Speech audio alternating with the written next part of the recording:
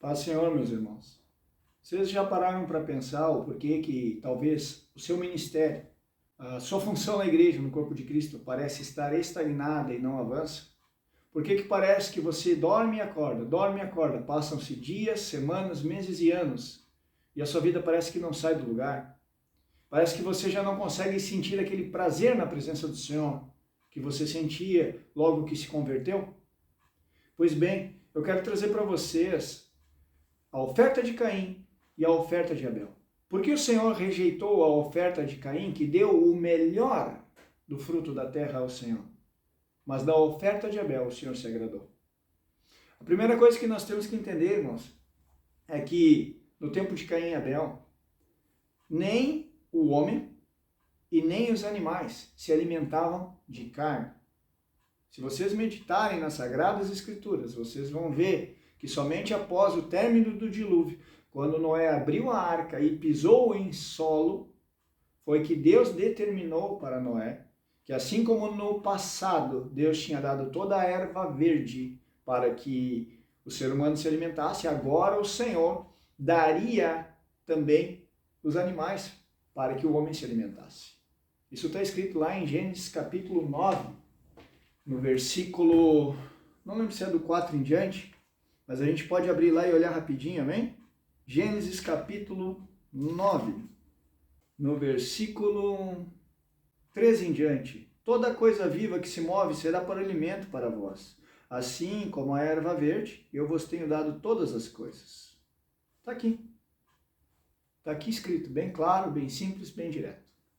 Mas por que Abel era pastor de ovelhas se não se comia carne de ovelha? Quando houve o pecado de Adão e Eva, a palavra diz que Deus fez vestimentas de pele para o homem, para a sua mulher e os vestiu. Todos os grandes teólogos, todos os grandes historiadores da Bíblia, eles creem num consenso comum que é: um animal foi imolado para que houvesse a expiação pelo pecado, a desobediência de Adão e sua mulher, e com a pele desse animal, eles foram vestidos. Isso é um consenso comum, vocês podem entrar na internet, pesquisar e vocês vão encontrar isso. Então, partindo desse princípio, nós temos os descendentes, Caim, o primogênito, e Abel, o seu irmão caçula. Desses dois, com toda certeza, eles ouviram, através da tradição oral de seu pai e sua mãe, o que o Senhor havia designado e ensinado para eles, e as responsabilidades que eles tinham pelo fato de terem ouvido a voz da serpente e comido do fruto do conhecimento do bem e do mal. Caim era lavrador. O Senhor disse para Adão: do suor do teu rosto colherás o teu pão.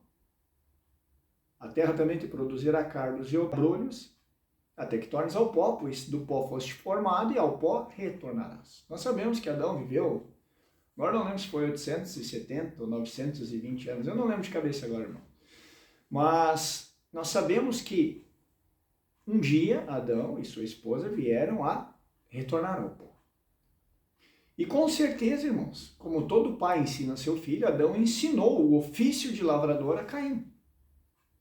E Caim ofereceu ao Senhor o melhor do fruto da terra, ou seja, Caim cumpriu o mandamento e do suor do rosto dele, ele deu o melhor do seu labor, do seu trabalho, da sua fadiga, das suas manhãs em claro, despertando cedo, arando a terra, cuidando do solo, preparando a semente, preparando o crescimento da semente, a árvore em si, até que gerasse fruto. E então ele selecionou o melhor que ele tinha e ofereceu ao Senhor. Mas e Abel? Abel era o caçula. Não diz na Escritura que ele era lavrador, diz na Escritura que ele era pastor de ovelhas. Lembrando, não se comia carne de ovelha. Mas com toda certeza, tanto Adão como sua esposa Eva ensinaram a Abel e também a Caim que sem derramamento de sangue não há remissão de pecados. Logo, Abel sabia que dentro da sua natureza, dentro da sua essência carnal, havia o pecado, Pois o pecado, como diz a Escritura, habita na carne. Logo, se o pecado habita na carne e Abel quisesse se manter na presença do Senhor, era necessário o sacrifício para a expiação de seus pecados. Irmãos, nós temos que entender uma coisa muito objetiva e muito clara e muito direta. Todos nós nascemos pecador. Não é que você ou eu cometamos pecados. Sim, nós cometemos pecados. Mas mesmo que eu tente andar o mais correto e o mais justo possível sobre a face da terra, eu ainda continuo sendo pecador, porque a minha natureza é pecaminosa. Eu fui concebido em pecado, como diz o Salmo 51, Salmo de Davi. Em pecado me concebeu minha mãe. É por isso que o Messias, nascido de mulher, ele nasceu da semente do Espírito Santo de Deus e não da concepção do coito entre José e sua esposa. Até hoje é consenso e é, independente se é católico ou se é evangélico, todos sabem que Maria concebeu ao Senhor Jesus virgem, nascido do Espírito Santo. A Escritura traz isso.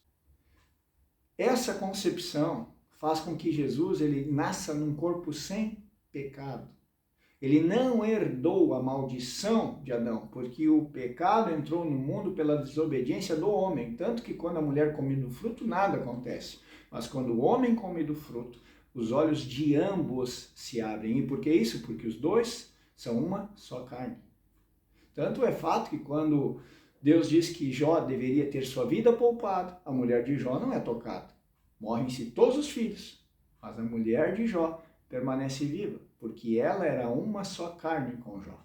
A aliança que Deus determinou, o inimigo não pode tocar, a não ser que você consinta.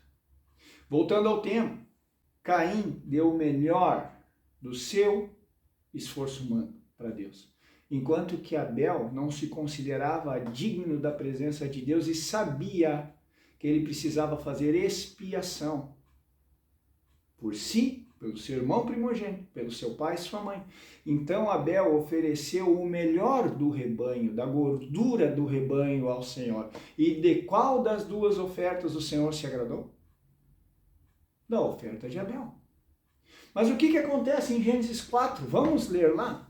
Gênesis capítulo 4, versículo 5. Mas por Caim e por sua oferta, o Senhor não teve consideração. E Caim ficou muito irado.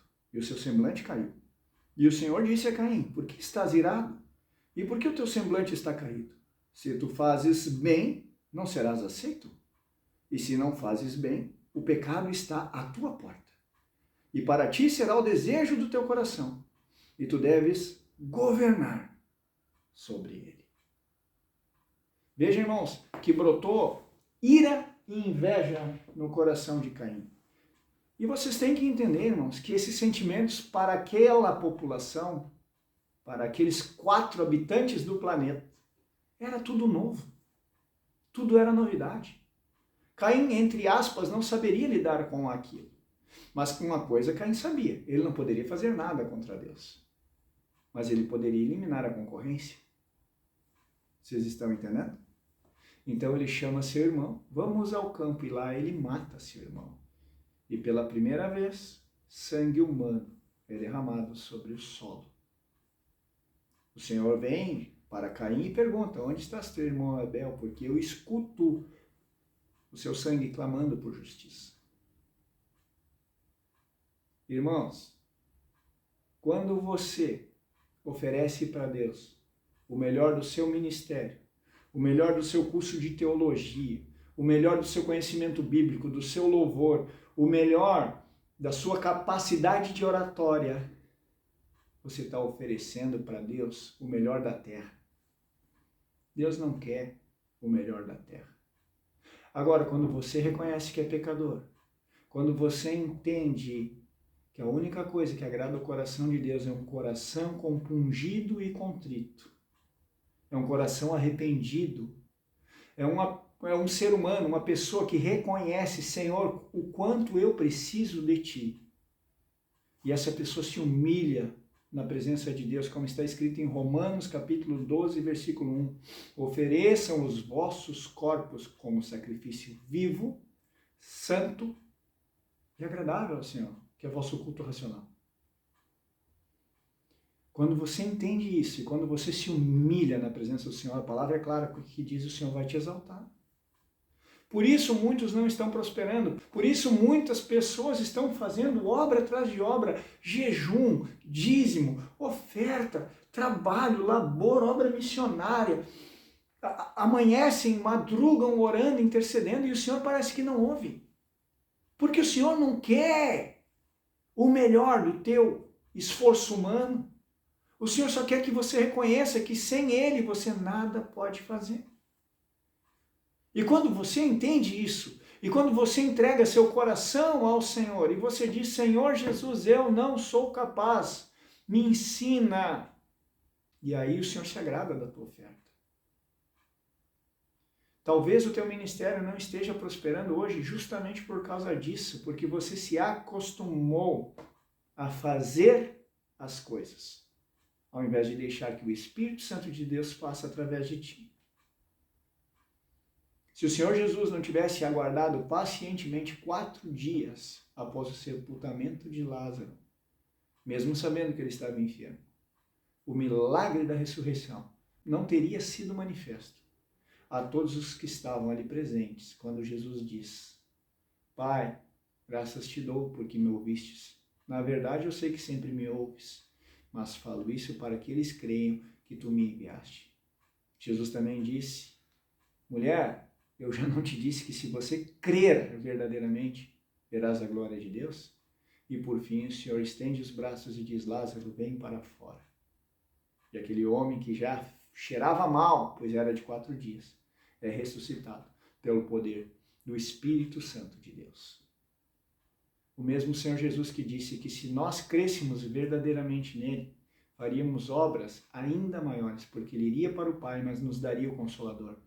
Se hoje Deus te desse poder para levantar paralíticos, curar enfermos, trazer a visão aos cegos, curar o câncer, pela oração, fluindo através do teu chamado ministerial, você suportaria a glória e a fila na porta da tua casa pedindo ajuda? Como o povo se aglomerava em milhares pedindo para que Jesus os curasse? Reflita sobre isso. Nós não temos estrutura para receber aquilo que o Senhor já tem preparado, desde a fundação do mundo, para nos entregar na era da graça e, por fim, na era do reino. Mas eu tenho uma notícia boa para te dar. Se nós aprendermos a nos humilharmos e a servirmos e a reconhecermos que sem Ele nada podemos fazer, que somos o ramo, mas Ele é a videira. E se nós não dermos frutos, e os frutos do Espírito estão em Gálatas 5, 22, 23, basta meditar lá e praticar o que lá está escrito. Se nós aprendermos a dar frutos de forma genuína, de forma verdadeira, em espírito e em verdade, ou seja, sem hipocrisia, o Senhor nos exaltará. Porque nós não mais agiremos pela nossa razão, fruto do conhecimento do bem e do mal. Nós não mais ofereceremos ao Senhor o melhor do fruto da terra, mas nós entregaremos ao Senhor o nosso coração e alma para que o Espírito Santo de Deus possa nos transformar à imagem e semelhança de seu Filho. Não seja Caim. Tenha a humildade que Abel teve, mesmo que para isso você corra o risco de perder sua vida. Amém? Deus abençoe.